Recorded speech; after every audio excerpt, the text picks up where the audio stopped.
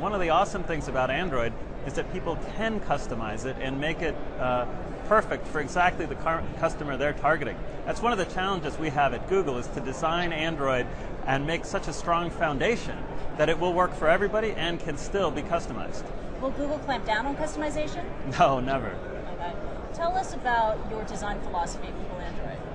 Well, Android is simple, it's beautiful, and it's incredibly powerful. And that's always the focus of each release. With Ice Cream Sandwich, we revamped Android from top to bottom along those principles. So we made it 100% consistent, we made all of the features easy to find, all the buttons up front, got rid of all the confusing hidden stuff.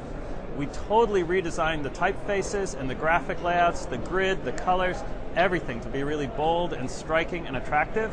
And we've been rolling out just amazing, powerful new features that are almost like a superpower, like Google Now with Jelly Bean, where your phone is actually your companion. It knows what you want to search for before you do and can offer that information. But what's your personal design philosophy? Because I've heard that you want to design sort of a world where you can interact with objects as if it was in the real world. Well, that's true. I believe that one of the most powerful things about computers is making everyday people's lives better. And so computers have to work the way people expect and not the other way around. I want everything that you can touch on the screen to operate like objects in the real world do.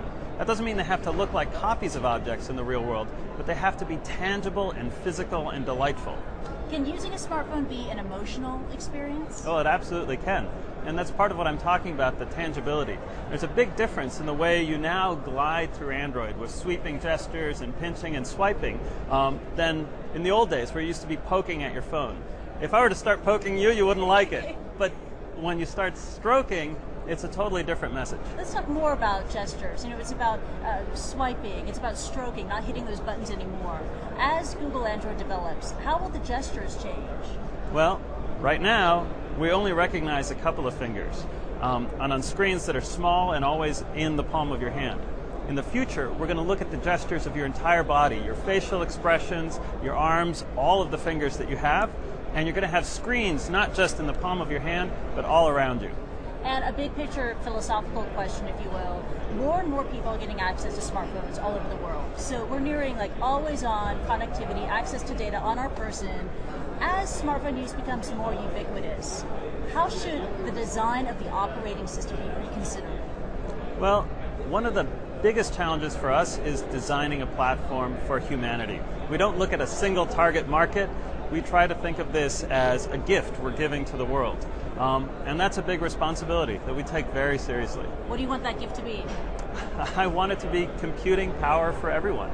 I want to connect people and make it open and free, not controlled by any one company or any government, something that anybody can pick up and hack on, and they can turn it into whatever they want it to be.